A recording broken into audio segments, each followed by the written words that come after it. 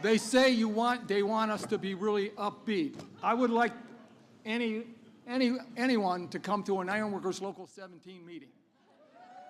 Talk about upbeat. It's more than that. I'll guarantee it. Good afternoon.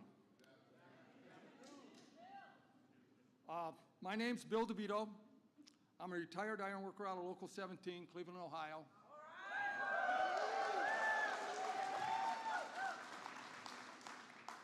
I'll get some flack for this one.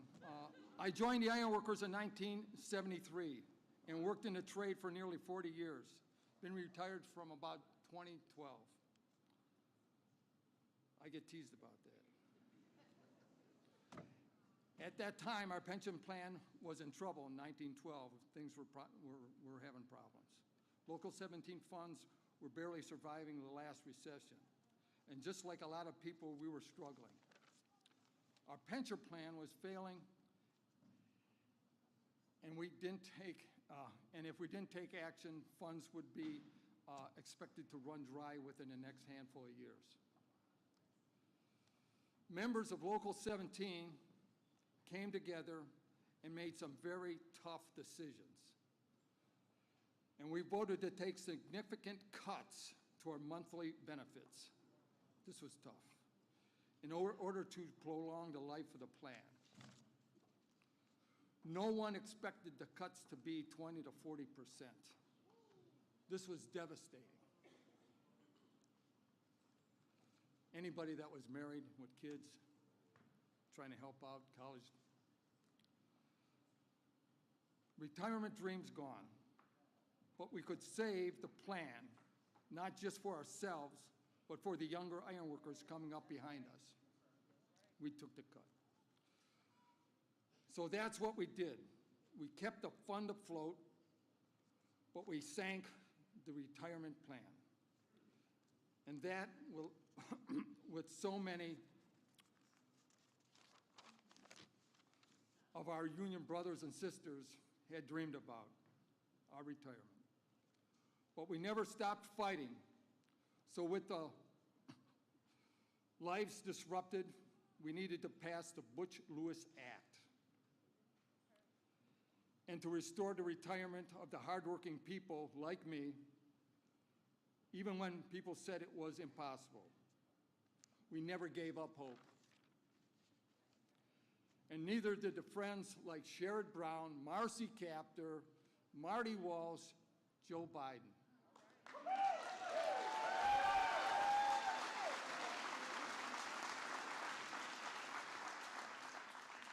I just about shook their hands off when they were back there.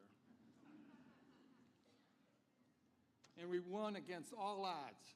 We won a president and a Congress that believes in keeping promises to working people.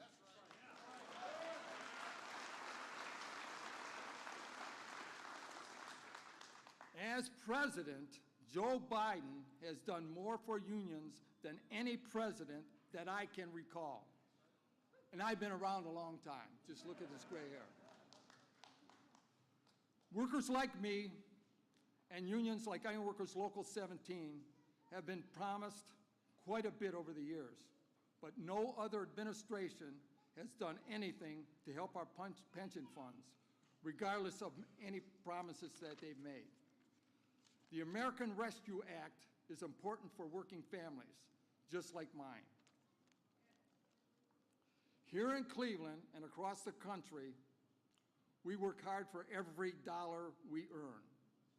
But some days it feels like the odds are stacked against us.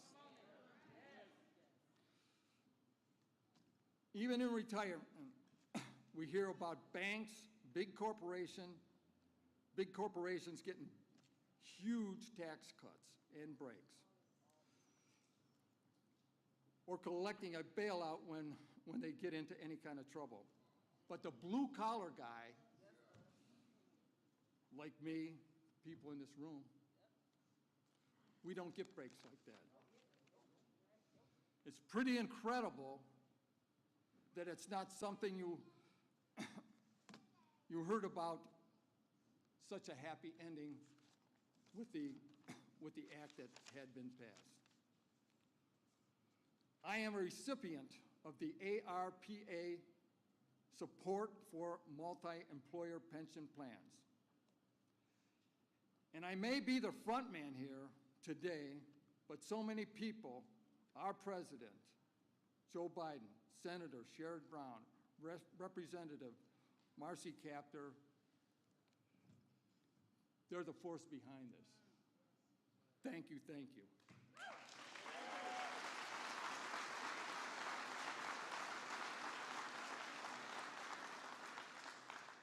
And the hardworking men and women of the American labor movement have worked for so many years. They are the real heroes. And now it's my great honor to introduce the man who made this day possible. Many politicians promised, dangled, and delayed pension rescue. Joe Biden delivered.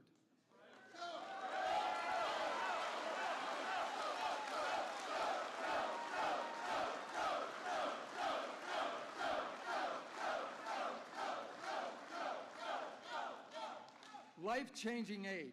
So many people like me. Please welcome to the stage, true friend of labor. Let's hear it, Cleveland, Joe Biden.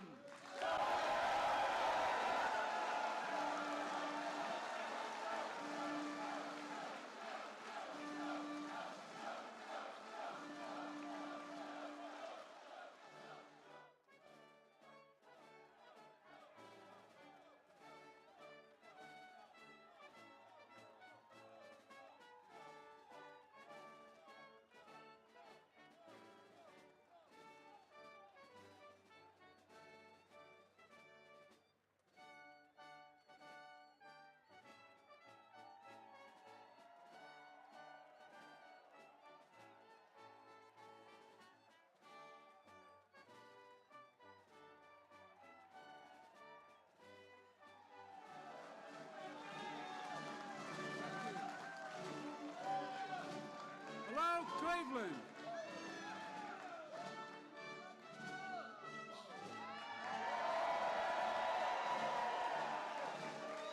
Thank you, thank you.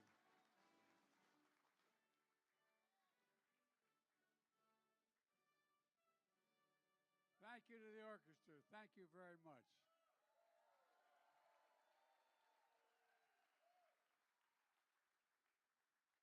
Well, let me start off by saying I'd get in trouble with my mother were she here if I didn't say it. Excuse my back when I'm speaking. I apologize. Number one. You have my... Hello, Cleveland. Before I begin, though, I want to make one serious comment about the shooting and the death of Jaylen Walker. The Justice Department and Civil Rights Division of the FBI Field Office in Akron, Ohio, and the local U.S. Attorney's Office are closely monitoring and reviewing what happened. And the FBI continues to coordinate with state and local partners to provide resources and specialized skill.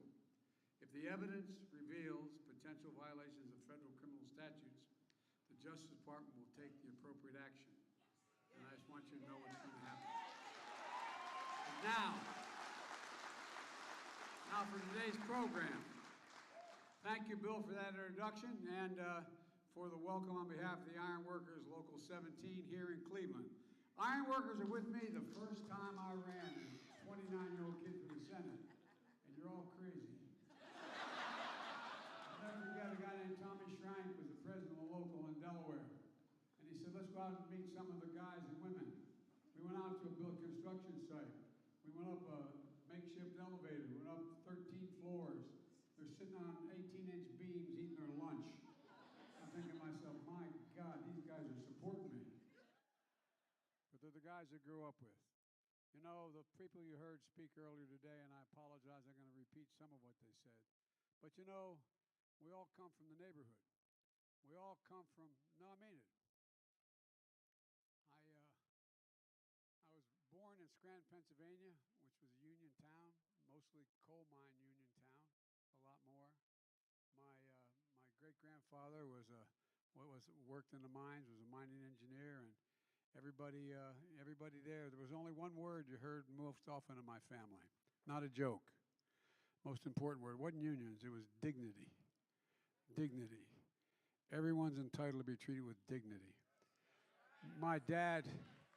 Then we moved to a little town. When Cole died, we moved to a town called Claymont, Delaware, just across the line from Pennsylvania, where the Delaware River bends. And used to have over 6,000 steel workers. We're steel. It's all gone now, all of it gone. Used to be a company town, literally. The hills were all company stores, company buildings, but it's gone. And the union movement began to just crumble in Delaware and in Claymont. And my dad never belonged to a union, but I say this to the front end. My dad was a salesperson, and he came down from Scranton when Cole died. He wasn't a coal miner, but he worked in sales up there. And I'll never forget, we lived in a 3-bedroom split-level home, like a lot of suburban areas developing in the early 50s, mid-50s. And there were, I think, 38, 40 homes. And we had 4 kids in the family and a grandpop living with us and mom and dad. And the walls were thin. And my dad, one night I could tell he was really restless. I could hear him and sort of not banging, but leaning up against the wall, the room in my room. Next morning, I asked my dad had an expression. He said, "Joey, you never complain and never explain. Just get up. Just get up." And I was wondering what was wrong. And I asked my mom. She said, "The company says no pensions. No pensions." And so, a lot of you come from families like mine. A lot of the people stood behind me. Richie Neal from the state of Massachusetts. He is, as my uncle would say, Richie is... He is union from belt buckle to shoe sole, man. And but all the folks you heard speak today care about it because we know what it's like to be deprived of your dignity. We know what it's like to have a father or a mother have to put their head down when they know they can't afford a thing for their kid that they need, whether it's a prescription or whether it's just plain being able to go off to school. And the point I want to make is this. We all understand this. And when I ran for office this time, and I've been a union supporter for my whole career, but I made a promise. I mean it sincerely, and Marty knows this. I guaranteed when the Fair Labor Standards Act was passed, and back in the 30s, and Roosevelt came along, it didn't say unions are okay. It says we should encourage unions. Encourage unions. Because when unions do well, everybody does well. Everybody does well. Not a joke. Not a joke. So here's the deal. The deal was quite simple. When I ran, I was criticized for the basis upon which I ran. I said I'm running for 3 reasons. 1, to restore the soul of America, the decency and honor of this country. And 2, to rebuild the backbone of the country. The backbone of the country are the working women and men, the middle class. And there's a middle class for one reason: American unions. That's the only reason there's a middle class. Not a joke. That's a fact. Not a joke. And when the middle class does well, everybody does well. People have a way up, and the wealthy still do very well. And so, folks, the 3rd reason I ran was to unify the country, to unify it. That's been the harder part of it right now. No, I'm serious, because we've become so divided in this. But one thing we were divided on when we ran, and, I want to thank Mayor Bibb for the passport into the city, but we were divided on the question we're celebrating today. And, folks, how about actually having a union guy as Secretary of Labor? Isn't that something? Thank you, Marty. And I know we have a fantastic Secretary of Housing and Urban Development, Cleveland's own Marcia Fudge. She wishes she was going to be here. I'm also honored to be here with Senator Sherrod Brown, a great champion of working folks. He really is. He really is. And thank you also for the incredible Democratic members of Congress here. Marcy Kaptur, God love you, Marcy. You are the best. She does it all, unions and foreign policy. And foreign. You think I'm joking? I'm not joking. She really knows more about foreign policy. She's forgotten more than most members of Congress know. And Chantel Brown, just remember me when you're president, okay? All right? Congratulations. Look, and Richie Neal is not only a strong union supporter and been a great supporter of this legislation, but he's chairman of the most powerful committee in the United States Congress, the House Ways and Means Committee, the guys with the money, And he's led on labor issues for decades. You know, while they couldn't be here, I also want to thank Senator Tim Ryan, future Senator Tim Ryan,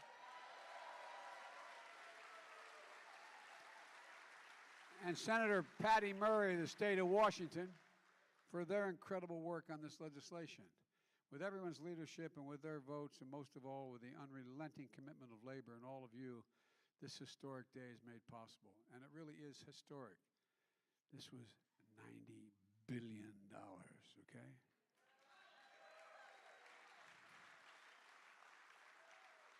But is small in comparison to the bailouts of businesses and major corporations and banks.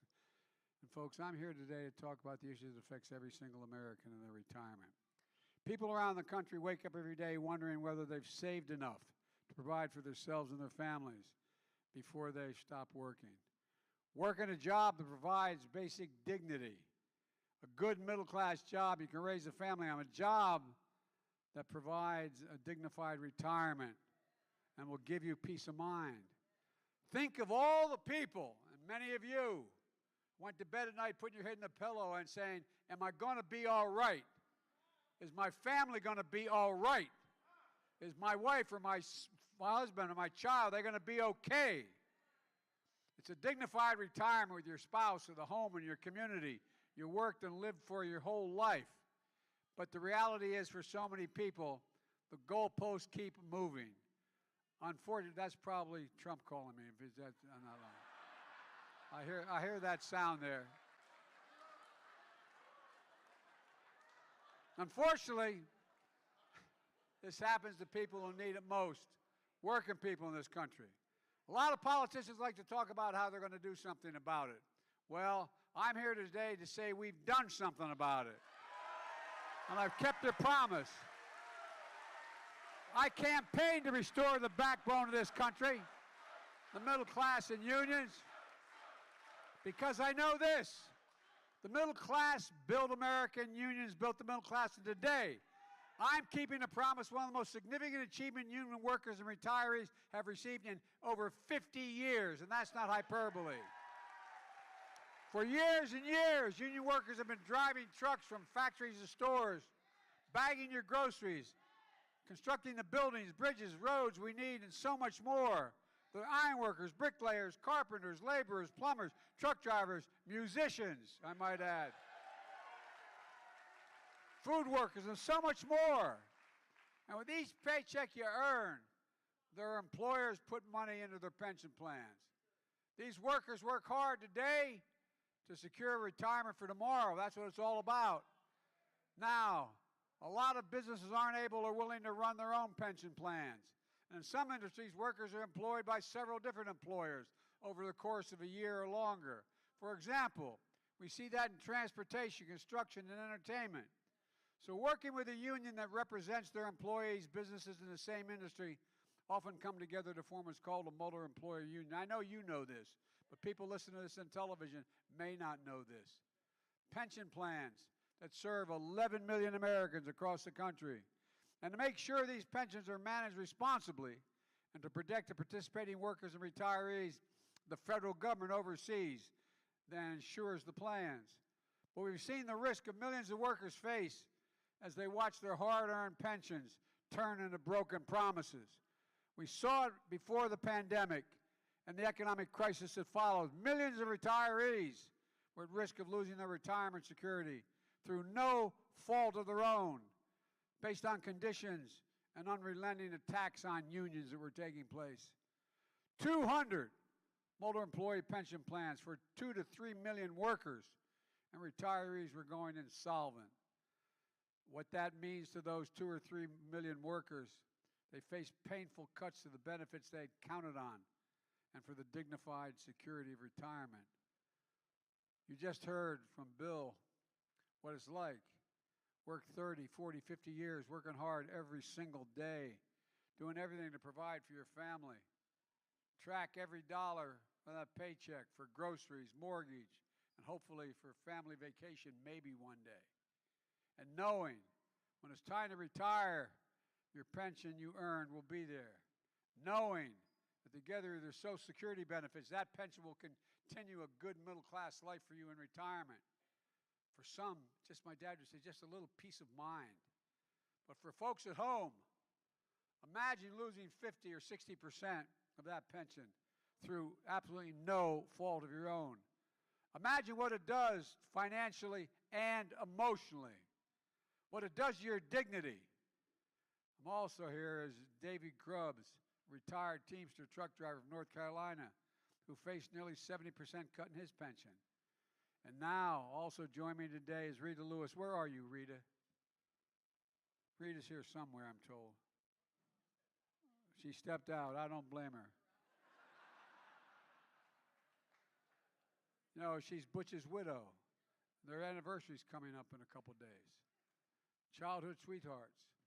Butch was a ball player drafted by the Pittsburgh Pirates out of high school, but he enlisted in the United States Army instead. Special Forces, Army Ranger, served in Vietnam, earned, like my son, the Bronze Star. My son did not win the Purple Heart, but in the Purple Heart. Came back home to Rita, settled in Cincinnati, became a trucker, represented by the Teamsters, and then president of his local. Known as an honorable, honest, and decent labor leader, Butch faced severe cuts in his pension, and he became a fierce advocate of protecting the pensions of his fellow workers. Butch died more than 6 years ago, and Rita's carried on his legacy ever since. And with Democrats in Congress, I might add, and Marty Walsh's leadership, we fought for the Butch-Lewis Act to protect pensions for millions of workers and retirees. As candidate for president, I argued for its passage and promised when it passed I would sign it. And that's the promise I've kept when I included the Butch-Lewis Act in the American Rescue Plan. Now, motor employee plans will remain solvent for decades and come at least until guaranteed till 2051. Those retirees who lost their benefits will have them restored retroactively. We turned a promise broken into a promise kept. It matters to workers. It matters to their families. It matters to the country. You all remember what the economy was like when I was elected, a country in a pandemic with no real plans how to get out of it, millions of people out of their jobs, families in cars, remember, backed up for literally miles, waiting for a box of food to be put in their trunk, just a box of food to be put in their trunk because they didn't have enough to eat. The previous administration lost more jobs in its watch than any administration since Herbert Hoover. That's a fact. All based on failed trickle-down economics that benefit the wealthiest Americans and hit the middle class and working people the hardest. But we came in with a fundamentally different economic vision, an economy that grows from the bottom up and the middle out. It's good for everyone because when the middle class does well, the poor of a ladder up and the wealthy still do very well. And that's why we designed the American Rescue Plan based on the belief that a recovery should help all Americans prosper. A belief that working, building power, and unions are good for workers and for the economy. A plan that led to the most jobs created in the first period of a presidency than any time in all American history. And we've seen in the past how economic crisis can leave so many Americans in tough straits for years, sometimes for the rest of their lives. Economists call it the scarring effect, the lasting bad effects of economic hardship, including folks unemployed for a long time. Remember when we started this, a lot of people were equally as qualified, but they've been unemployed for 8, 10, 12 months. They wouldn't even be considered. Two people put in an application. The person may be more qualified, been employed out of work for longer. It's called the scarring effect. People not able to get back to work, period. Well, we changed that. And young people who faced a weak labor market, they're back. Losing a big part of your income late in life, that's a scar, though, that doesn't heal. Well, not this time. Long-term unemployment and youth unemployment dropped at a record pace. With today's actions, millions of workers will have the dignified retirement they earned and they deserve.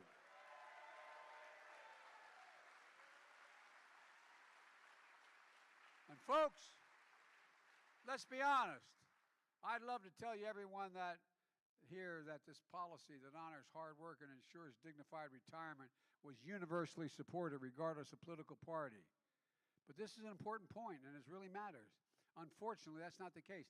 Not one single Republican. This is what I'm talking about. Not one single solitary Republican voted for the Butch-Lewis Act or this legislation. And folks, I can tell you, those of us I was in the Congress a long time, and the people are still in the Congress. There's ones who wanted to, but they were afraid to. Because the Trumpers would literally take them out. Not a joke. That's how bad it's gotten. We've got to change it. In fact, when this bill was moving through Congress, Republicans called these pensions, quote, rat holes. That was their phrase on the floor, Reverend. Rat holes. Who do they think they are? Who do they think you are, for God's sake? And my predecessor had a chance to act, but he didn't have a commitment to you or the courage to stand up to his own party to get things done, dismissing and ignoring the forgotten people he promised to help. Remember how he's going to help working class folks? But tax cut for the wealthiest Americans. They had no trouble passing that. They passed a $2 trillion tax cut, not a penny of which was paid for, increased the debt by $2 trillion. The vast majority of people making the top 1% of income, the biggest corporations, and their biggest cheerleaders of that $2 trillion tax cut. Again, disproportionately benefited the wealthiest Americans. Protecting a system in which, for example, the 55 of the largest Fortune 500 companies in America pay zero in taxes. Zero. They made $40 billion. Didn't pay a single penny. The party that chose to make life more comfortable for the already comfortable disparage and oppose retirement security for working people. And now when Republicans actually do offer a plan, I'm not joking. Ask yourself this question. What is a Republican platform going to this campaign? No, I'm being deadly earnest. I'm not trying to be political. Just a fact. Well, they have a guy who is the Rick Scott from Florida, who heads up the Republican campaign committee. He put out the plan. What does the plan do? It makes the tax system less fair by wanting to tax everybody making under $100,000 significantly more on average, a lot more money. It actually raises taxes on those working families because he thinks you don't pay enough in taxes already. No, not a joke. I should have brought along the actual copy of the plan. We'll go online and for real. It's been published. They published it. They think we're freeloaders. But he's not. But he's got a problem with the tax code that allows billionaires. None at all. No problem. Billionaires in America, there's 789 or thereabouts. You know what their average federal income tax they pay? 8%. Every one of you have a job pays more than 8%. Every single one of you. If you're a cop, a teacher, a firefighter, a union worker, you probably pay 2 to 3 times that. Now, after refusing to protect your pension, they're going after your Social Security. Now, look, I would have thought, had I not seen it on paper and heard them talk about it, that I was making this up. Not a joke. The big idea is to put Social Security in the chopping block every 5 years. That is, every 5 years, Social Security, Medicare, and Medicaid have to be reauthorized or they go out of existence. Social Security you paid in from the day you started working.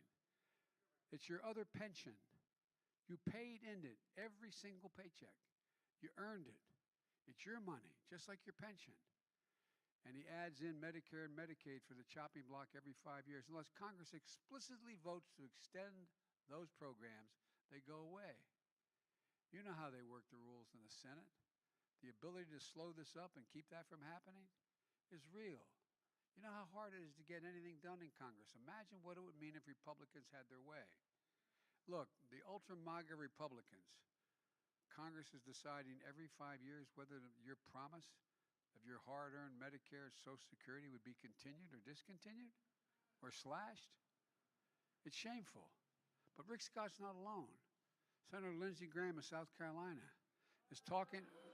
No, he has a proposal to cut Social Security. And by the way, I might note parenthetically, as president, the first year I was president, I cut the federal deficit by $350 billion. And you know how much I cut it this year? Cut this year.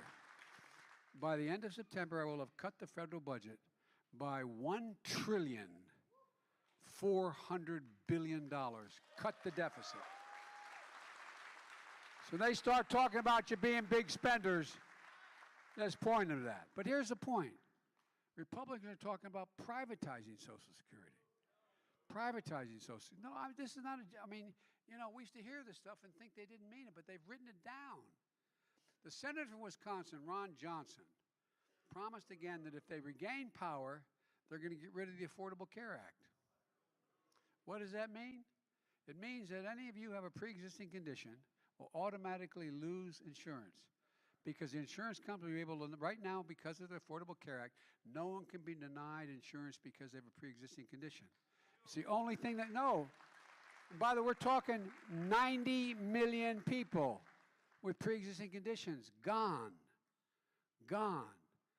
They tried to do it about 17 times under Trump. We're able to stop them. But folks, this is a different world. I don't know where they live. No, I'm not joking. That's why elections have consequences. That's why they matter. And that's why what we're doing here is so important. Let me close with this. We made incredible progress on the economy from where we were a year and a half ago. We got a long way to go because of inflation, because of I call it the Putin tax increase. Putin because of gasoline and all that grain he's keeping from being able to get to the market. Now I'm fighting like hell to lower costs on things that you talk about around your kitchen table. My dad used to say, at the end of the day, it's just when you sit at that table, do you have enough money to pay for everything you need? Not a lot over. Do you have enough money to pay for everything you need? Well, Republicans do nothing to obstruct our efforts to lower your gas taxes. I propose that. I've asked the Congress to eliminate the federal gas tax for the next, as long as this crisis goes on. Lower food prices, lower health care costs. Hopefully soon, lower your prescription drug costs. By the way, you got a Republican leader in the United States Senate. I was able to work out something with Intel. They're going to provide for over 7,000 jobs in this state out of Columbus. Making computer chips. Well, there's another bill that if we get it passed, and my guys are working like hell to pass it, it'll create another $100 million in investments in Ohio, creating more jobs. But you know what? You know what the Republican leader is saying? If, in fact, we pass the law that says Medicare can negotiate drug prices like they can for the military, if, in fact, we pass the plan that says we're going to raise taxes on multimillionaires so they start paying their fair share, he's going to block the passage of the legislation that will provide for another $100 billion invested in this state. Folks, this is not right. This is not right. And that's why this election is going to be so darn important. The key is that we just have to remember who built this country. I know I remember. Tomorrow, I'll be awarding the highest honor that can be given to a civilian, the Presidential Medal of Freedom, to our dear friend, the late Rich Trumka, who fought so damn hard to protect, for the protection of these pensions. He once said, unions, quote, "We do America's work." Unions do America's work. This 4th of July, let's remember, who is the backbone of this country? It's you, the American worker. I promised you I'd be the most pro-labor, pro-union, pro-worker president in our history, and there's another promise I'm going to be keeping as well. So let me tell you something. There's no other place I want to be than right here with the workers in this room and the workers that build America. I see you, I hear you, and I'll always have your back, I promise. God bless you, and may God protect our troops. Thank you, thank you, thank you.